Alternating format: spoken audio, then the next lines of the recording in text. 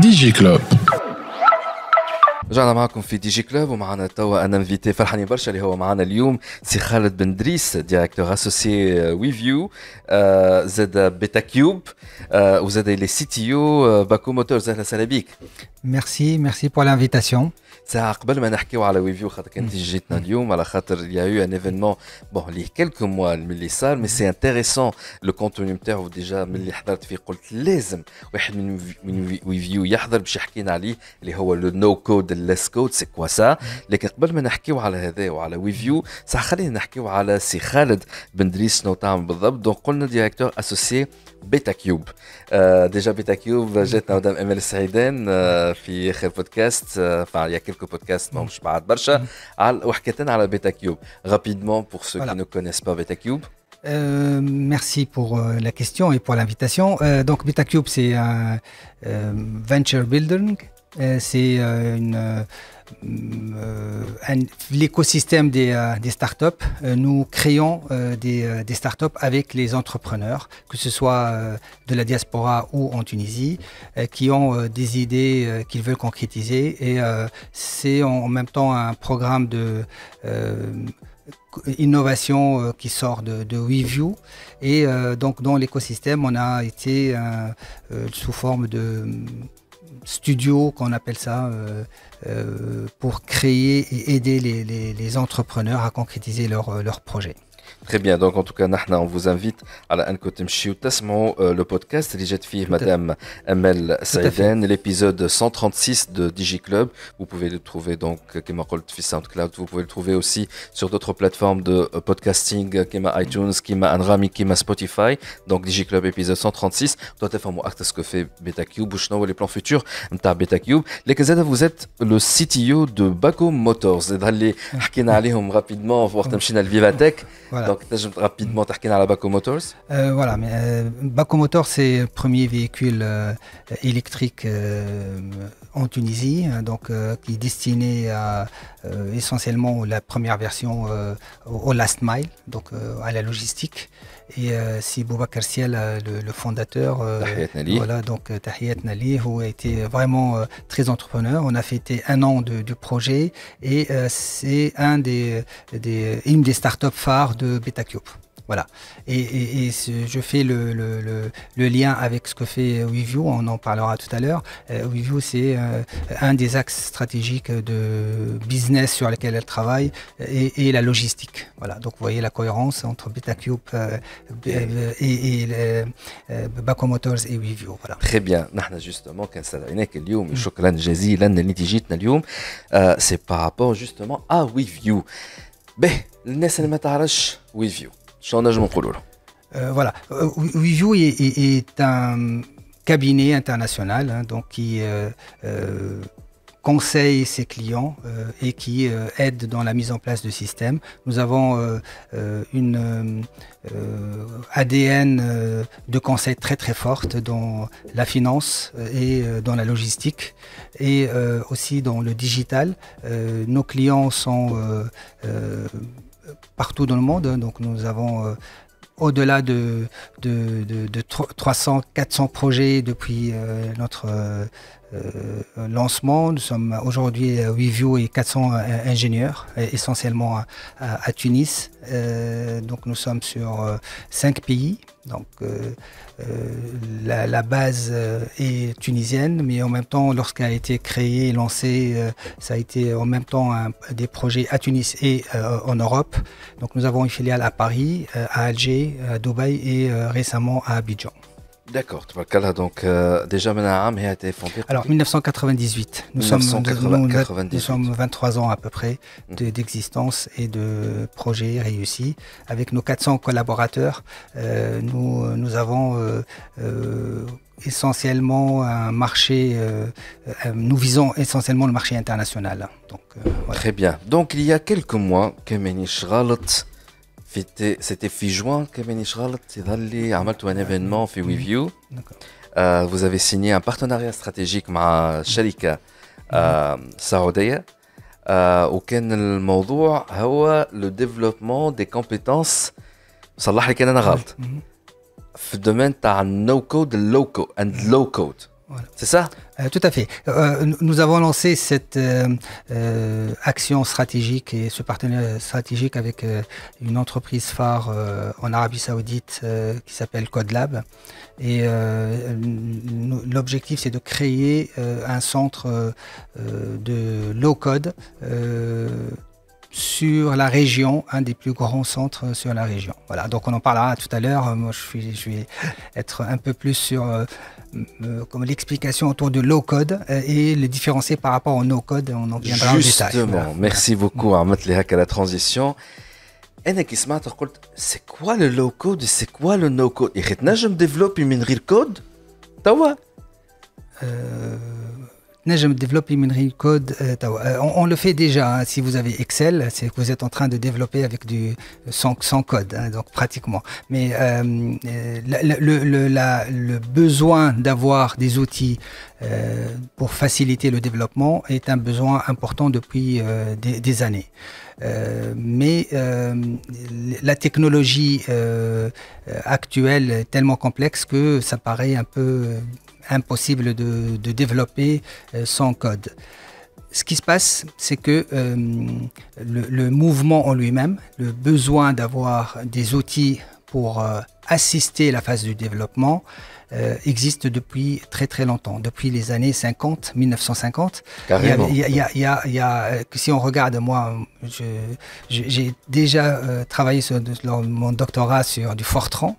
Et lorsqu'on écrit en Fortran, on écrit très peu de code et il y a derrière beaucoup de choses qui sont automatiquement générées et créées. Donc c'est un genre d'assistant dans le codage. Après, ça s'est compliqué de plus en plus. Hein. Donc les années 90, les 1990 et un peu avant, il y avait le mouvement ce qu'on appelle les logiciels de quatrième génération, L4G. Il y avait un phénomène autour d'un logiciel qui s'appelle Gupta ou bien de Forms, Oracle c'est très connu, où le développement pareil, on développe des applications avec très peu de codage entre guillemets et ça crée des applications de gestion autour d'une base de données. سي خالد بن دريس, tout ça c'est très bien, لكن باش نسال انا سؤال نعتبره انا نتاع فهم ديجا اللي يسمعوا فينا واللي هما يسخلوها نتاع uniquement on va parler top technologie, on parle de la top technologie, ça c'est vrai, mais quand même نحن نحاولوا نبسطوا المعلومه اللي ما يسمعش. Et donc la question اللي جاتني وقت اول ما تعرفت على اللو كود والنو كود في الكونفرنس دو بريس اللي اتعملت في ويفيو, اول سؤال جاني معناها انا ما نعرفش نديفلوبي, ما نعرفش شو معناها الكود, نجم معناها نديفلوبي نعمل une gestion مثلا خلينا نقولوا un logiciel نتاع gestion de réseau مثلا. C'est possible? Alors, je peux pas vous dire si c'est possible ou pas directement, parce que tout dépendra des compétences existantes. Et je vais donner un exemple sur la gestion de réseau en lui-même. Hein. Donc si on revient un peu à la notion de développement d'un logiciel, ça s'inscrit dans un projet informatique.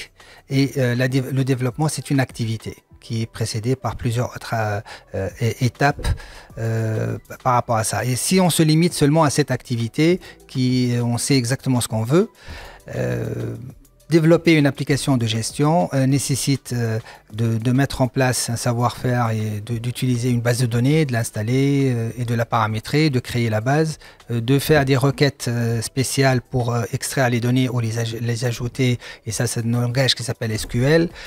Présenter ça à la partie web ou mobile, et ça c'est des langages qui sont autour de Java, PHP, .NET. Ensuite, lorsqu'il s'agit du web, d'exposer les informations au niveau de l'utilisateur final qui n'est pas informaticien et lui donner un écran simple, que ce soit web ou mobile. Si c'est du web, ça serait du HTML et JavaScript. Si c'est du mobile, ça serait du Flutter, par exemple, entre autres. Donc j'ai cité rapidement, et sans faire exprès, au moins 6 ou 7 langages. Et ça, c'est la façon traditionnelle de développer les applications.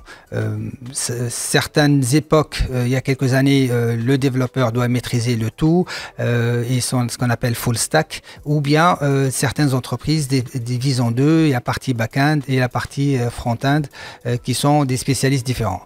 Maintenant, je reviens à la question, désolé, hein, je suis un peu, prends une réponse assez longue, mais pour mettre le cadre dans tout ça. Voilà, donc c'est ça. Donc maintenant, ça c'est la façon traditionnelle de faire. Et vous imaginez, pour que quelqu'un arrive à maîtriser ces 6 ou 7 langages, il faudrait qu'il ait plusieurs mois, pour ne pas dire années d'expérience. Et derrière, il y a de la logique. Il faut que ça soit optimisé, il faut que ce soit réutilisable et ainsi de suite. Donc cet esprit d'ingénierie est important pour faire la façon classique. Et ça prend du temps. Ça prend du temps. Développer un gestion de stock peut prendre, par exemple, disons, allez, 3 mois pour le faire. Maintenant, dans la brèche, s'installent certains outils. Alors, tous ceux que j'ai cités, HTML, JavaScript, c'est des outils. Et le projet lui-même, l'utilisation d'outils dans la phase de développement nécessite des experts.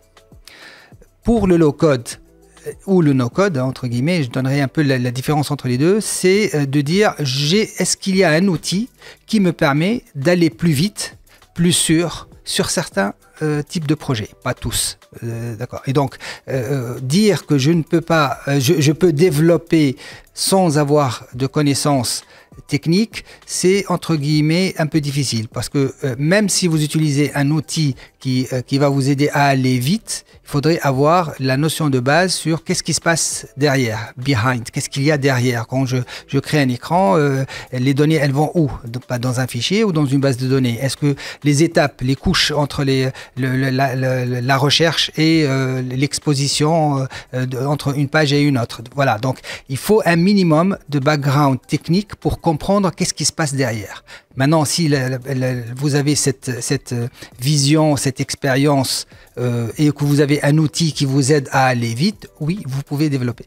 Voilà, donc je veux dire, j'ai mis une condition pour ne pas dire que le citizen developer va être demain qui court les rues et que quelqu'un qui n'a fait aucun background technique peut venir dans la salle et commencer à faire du développement. معناها كنحاول نبسطها بطريقة very reductive. معناها le low code et le no code ينقص لي l'exigence نتاع المارشي ان يكون عندي de l'expérience dans le développement logiciel. Alors le no code, c'est une tendance comme les briques de logo pour faire des applications. Déjà, le no-code, c'est que j'ai une interface logicielle. Ouais. Je coche une case 2, 3, il me crée le logiciel. C'est comme ça le no-code? Le no-code, il y a cette partie, mais aussi il y a le drag and drop et je crée une interface. Voilà, une fonctionnalité drag and drop et ça me crée le logiciel. Ou des choses qui sont déjà prêtes et je les mets ensemble. Je fais avec Zapier ou autre des outils, je fais de l'automatisation. Quand un email m'arrive sur ma boîte aux lettres, j'ai un outil qui me permet d'envoyer une réponse, ainsi de suite. Donc tout ça, on est dans du no-code, il n'y a pas besoin de codage. Et à ce moment-là, vous voyez que quand il n'y a pas besoin vraiment de codage, les choses qui peuvent être faites sont assez limitées. Donc, parce que tout a été préconfiguré avant.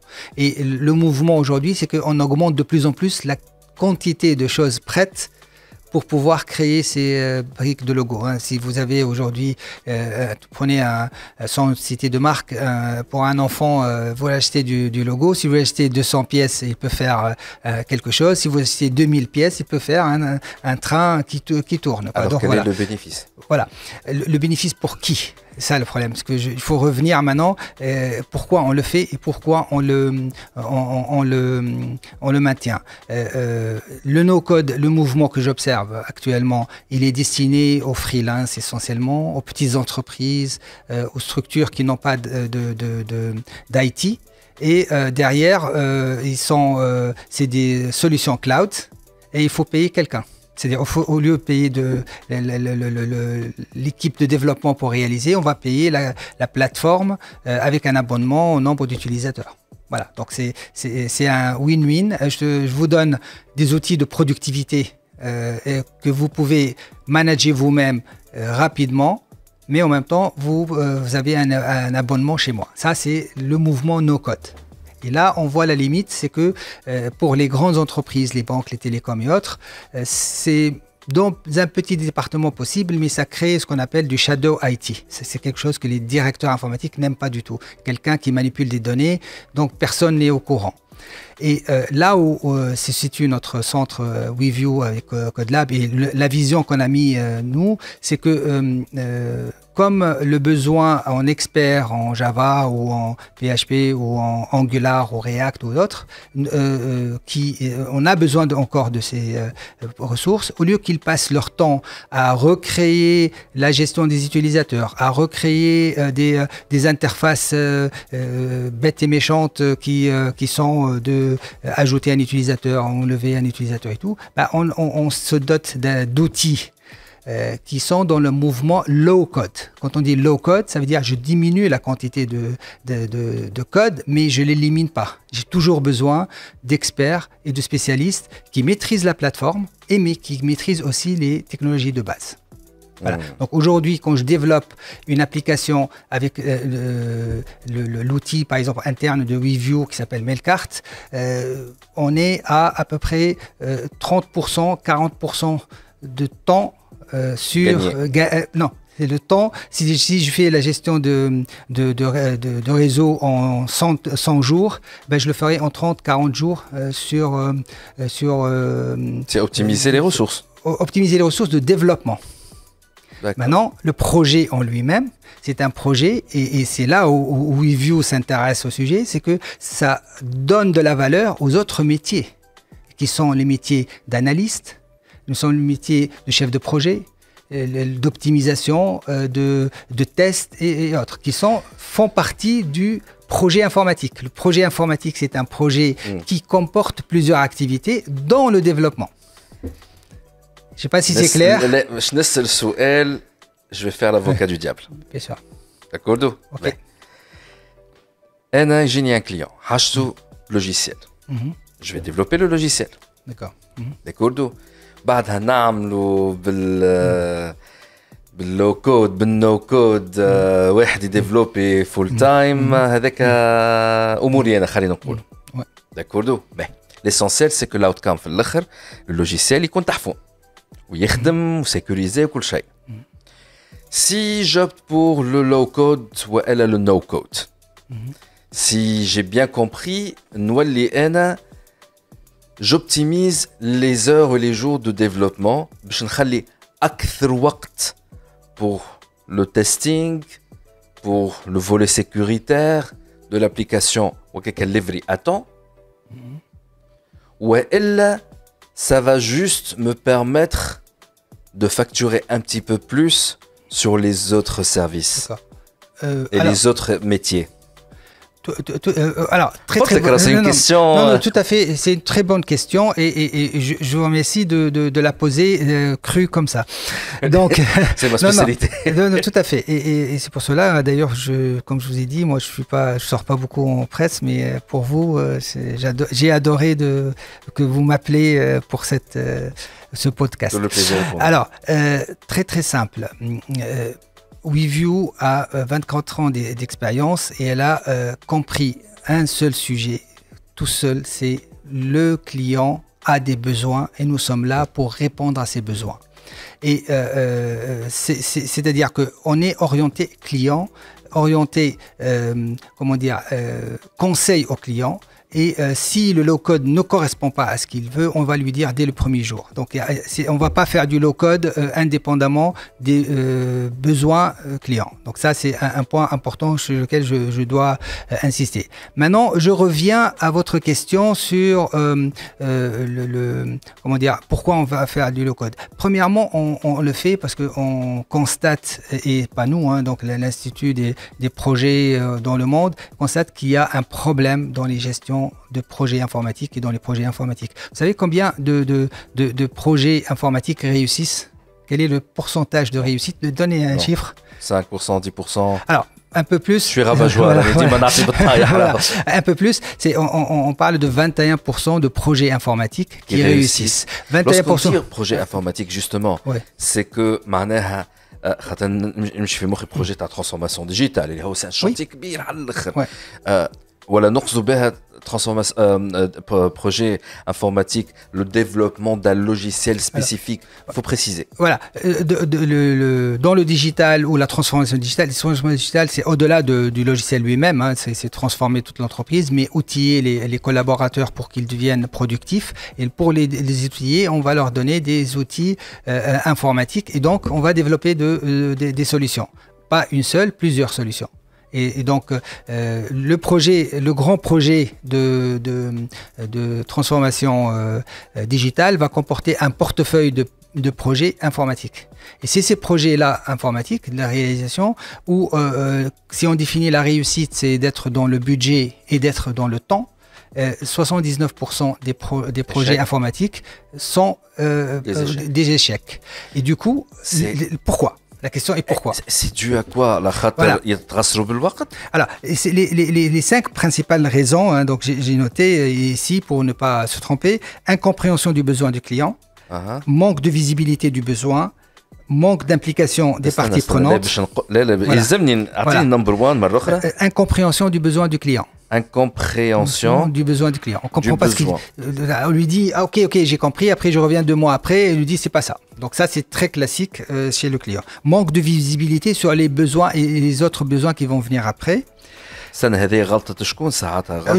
vais revenir, noter les points et après on va revenir.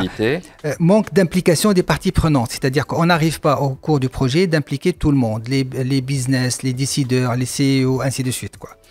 Problématique technique, ça vient en 4e point, et ressources surchargées en 5e point.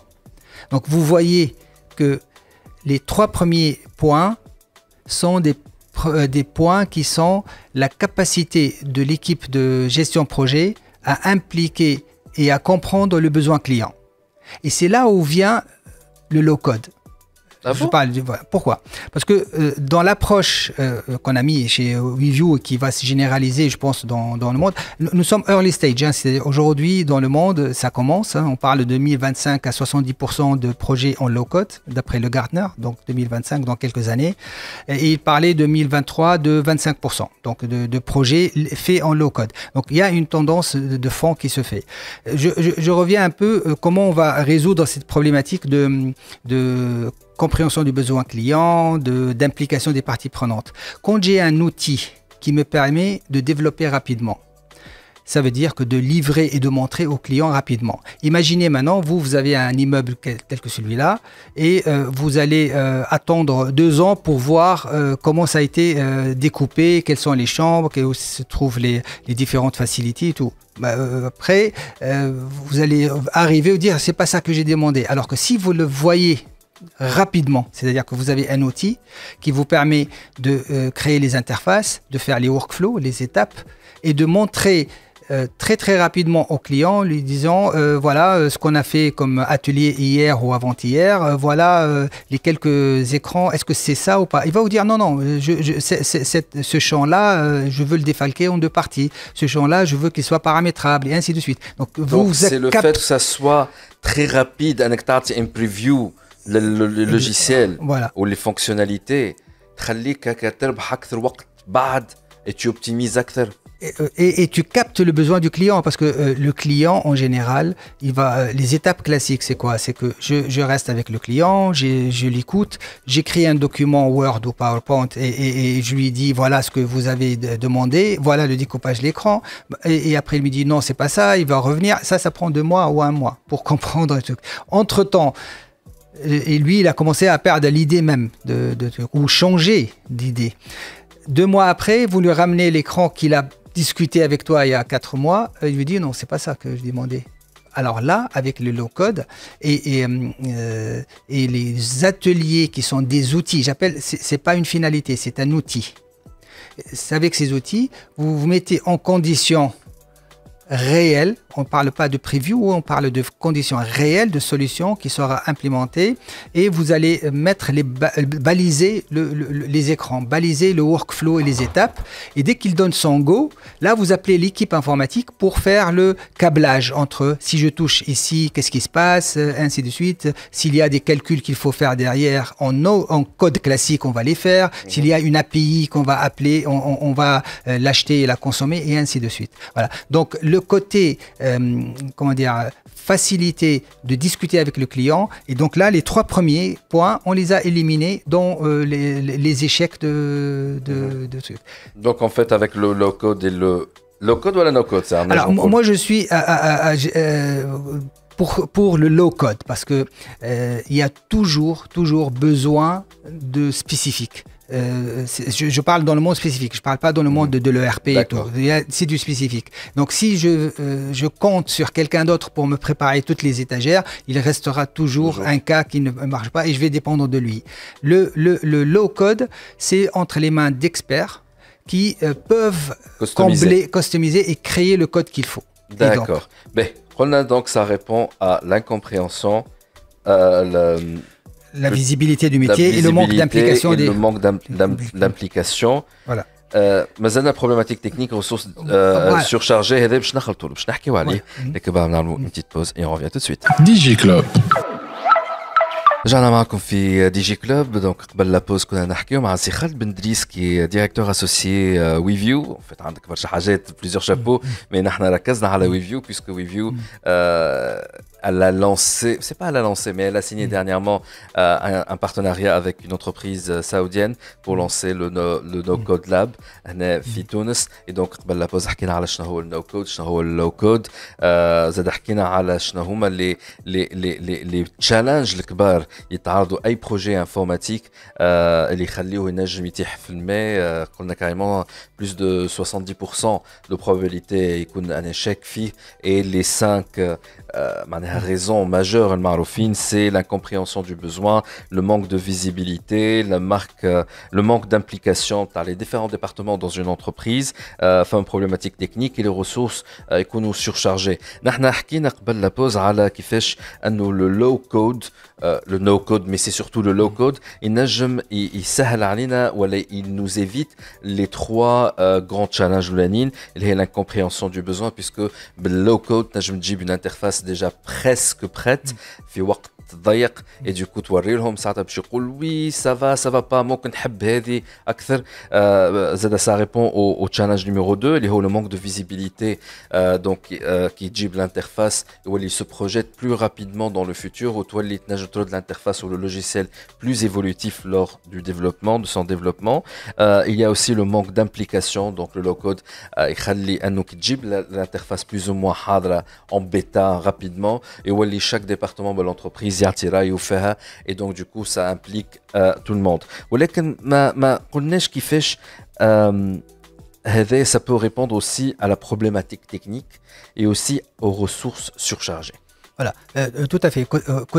Côté technique, si je le prends et je le présente un peu clairement, depuis le début de l'informatique, il y a eu toujours des rétrospectives par rapport à ce qui a été réalisé pour donner des recommandations, ce qu'on appelle des design patterns, comment architecturer une application, que ce soit web ou mobile ou même client-serveur avant, et qu'elle soit maintenable, qu'elle soit de qualité, performante, ainsi de suite. Donc il y a des architectes techniques donc, qui disent il faut faire ainsi. Il y a le 3 tiers, il y a les microservices aujourd'hui, il y a différentes façons de le faire. Ce savoir-faire est assez exigeant et nécessite de l'expertise. Le low-code, les plateformes low-code, souvent arrivent avec ces design patterns déjà implémentés et déjà mis en œuvre. Et celui qui va utiliser la plateforme, il va avoir le nécessaire pour développer une application. Mais quand il la développe, il se trouve dans ce cadre bien ficelé d'architecture. Donc du coup, de point de vue problématique technique, classique, sécurité, performance, interopérabilité et tout, on trouve que ces sujets ont été déjà traités dans la plateforme. Donc quand j'utilise une plateforme low-code, je suis en tant que décideur, je suis rassuré puisque je ne suis pas à la merci de quelqu'un qui a mal architecturé son application.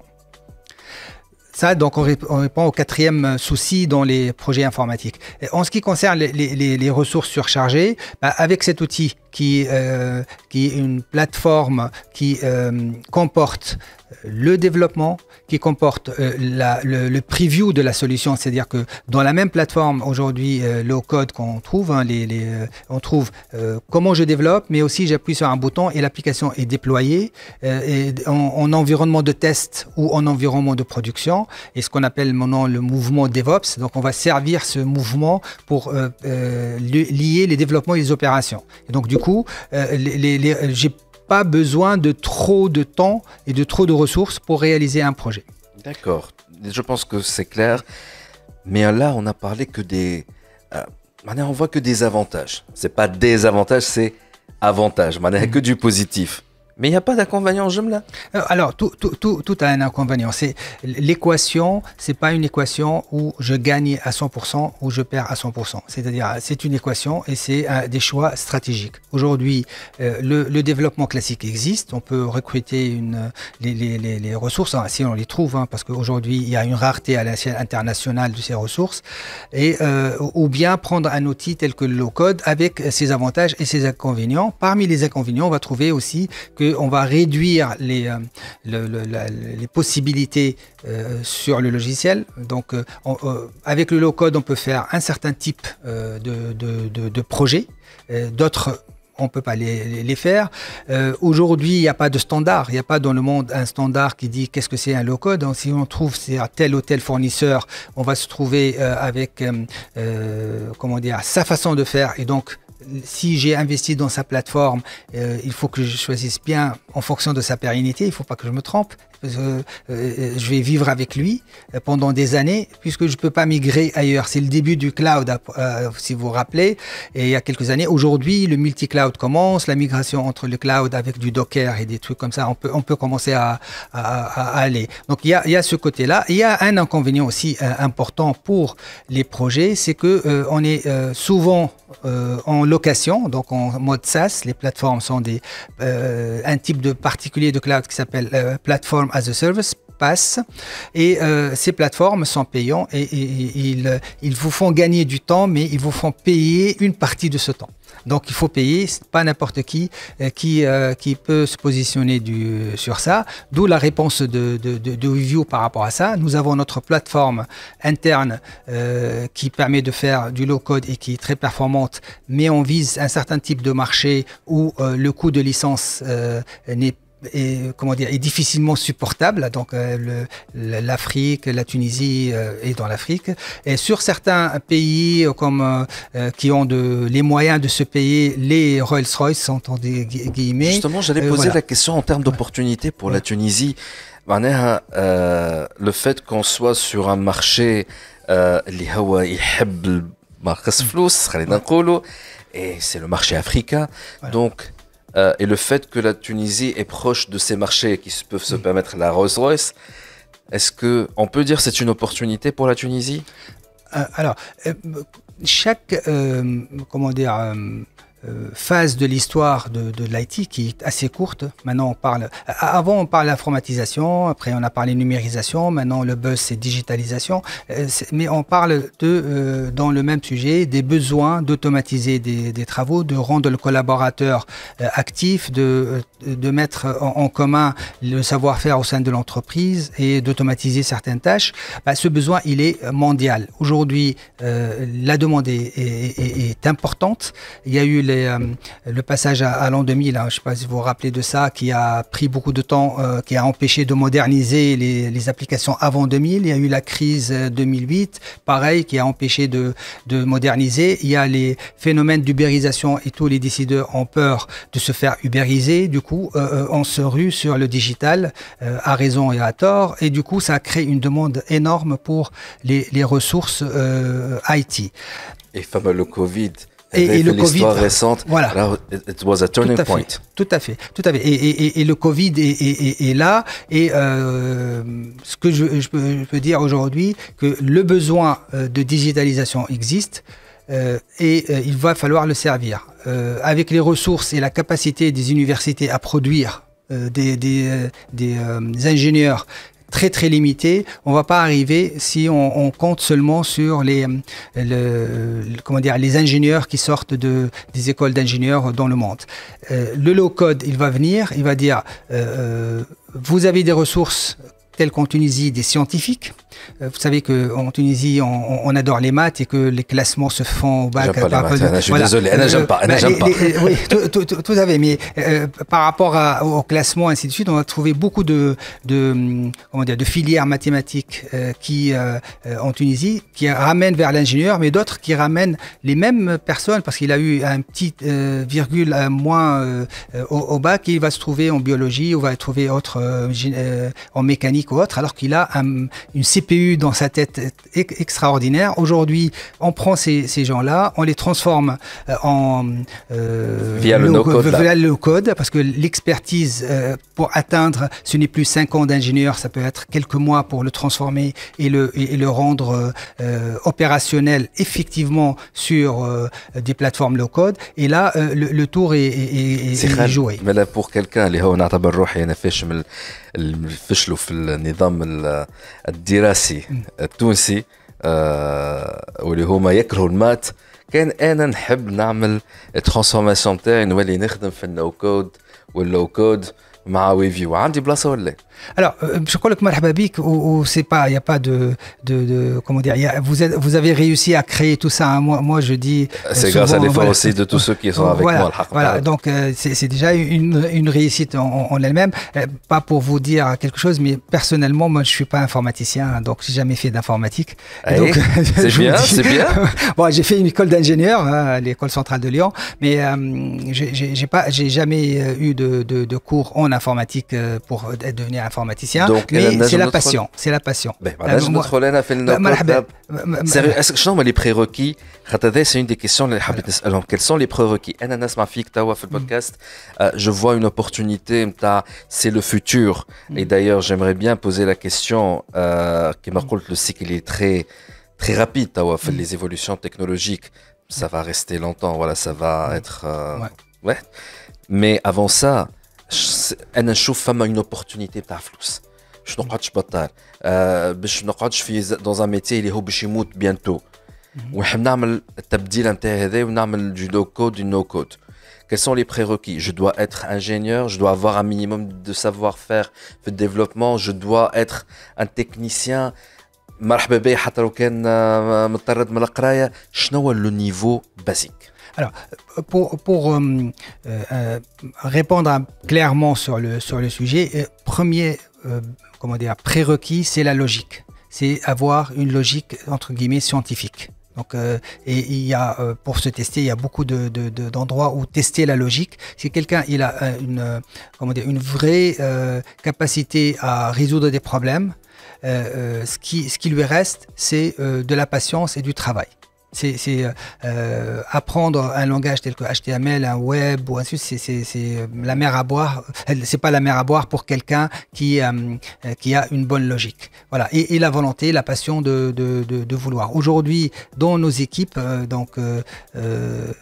déjà la nouvelle, c'est qu'on dépasse les 25 personnes, hein, donc déjà depuis juin sur ce centre, et on est sur des projets très important au Moyen-Orient si moi je veux intégrer le no-code lab, qu'est-ce que je dois faire? Je dois contacter WeView?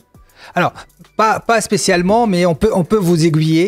Nous, on est en train de préparer un low-code academy. C'est pas encore, c'est dans les cartons, on est en train de regarder. Mais pour les projets classiques chez WeView, le niveau exigé était autour d'ingénieurs. Actuellement, nous avons des équipes en licence et qui sont très performants par rapport à ça. Donc voilà, donc on est en train et il y a quelques années, on a créé WeView Academy où on a transformé certains. On est allé à l'ABNEC, on a pris une liste de chômeurs longue durée et on a fait un parcours de 6 mois pour les transformer. Et certains d'entre eux sont là. Donc certains sont partis en France. Donc voilà, pour vous dire que c'était, nous voulait qu'ils restent chez nous, mais qu'ils partent, qu'ils travaillent en France. C'est une fierté pour notre programme puisqu'il a réussi à transformer des personnes qui étaient en difficulté vers des ingénieurs internationaux. Très bien. Dernière question. Vous pensez que ça va rester le no-code? Voilà, c'est fashionable. On parle de no-code, de low-code et que بعد عامين ثلاثة تجي حاجة أخرى. Disons que le niveau d'investissement qu'on a mis chez Review ne me permet pas en direct... C'est un investissement conséquent quand même. Oui, voilà, je ne me permets pas aujourd'hui de dire non. Et aussi, si je le dis oui, il ne faut pas me croire sur parole. Alors, la vérité est qu'aujourd'hui, les outils sont là et c'est des outils qui sont performants et stables. Et qui font gagner de l'argent dans le sens exactement. Où ça réduit les frais tout et ça réduit les échecs qu'on a. Voilà. Échecs, ça réduit ça. Donc, rien qu'en soi, voilà, exactement. C'est un bon investissement. Et là, je viens de sortir d'un projet, de finir d'un projet réalisé en Tunisie, donc pour un des ministères aujourd'hui. On a réussi quand même, personne ne croyait qu'on allait le terminer, vu le nombre, il y a à peu près 300 écrans, 10 workflows, donc des étapes compliquées, avec 12 rôles différents. Tout à l'heure, je parlais de l'implication des vis-à-vis des personnes. Il y a 12 rôles, c'est-à-dire qu'il y a le directeur, il y a celui qui valide, il y a l'utilisateur et tout. Et faire travailler ça en moins de 5 mois, réussir un projet de cette taille, sans notre outil de mail-carte de low-code, ça aurait jamais été possible. Khaled Bendriss, directeur associé WeView, merci beaucoup d'avoir accepté notre invitation وحكيتنا على no code ou low code. Je pense que sur internet il y a toutes les ressources باش نجموا تفهموا اكثر c'est quoi le low code et le no code. نحن هنا اذا بالانترفيو هذيا حابين نوريو l'importance d'un point de vue stratégique pour une entreprise comme WeView ولا شنو cette tendance-là كيفاش نجم elle peut réduire justement les échecs d'un projet. قد زاد tu investis برشا فلوس دبل مارشي باش في الاخر تخسر المارشي هذاك وتزيد تخسر عليه الفلوس زاد ماهيش حل. En tout cas اللي تسمعوا فينا تحبوا تعرفوا اكثر على WeView, vous pouvez bien entendu aller sur weview.com, ça s'écrit WEVIOO بالفرنسي WEVIOO.com et vous allez avoir toutes les informations. وعلاش لا ان شاء الله وقتها تخرج No Code Academy هذايا علاش لا تلقاو l'information علاش لا زاد les personnes qui veulent faire leur transformation نتاعهم هما في الميتي يمشيو يقراو ان شاء الله bientôt عندكم انتوما. سي خالد بندريس, merci beaucoup. Merci. Et à très bientôt. Merci. DigiClub.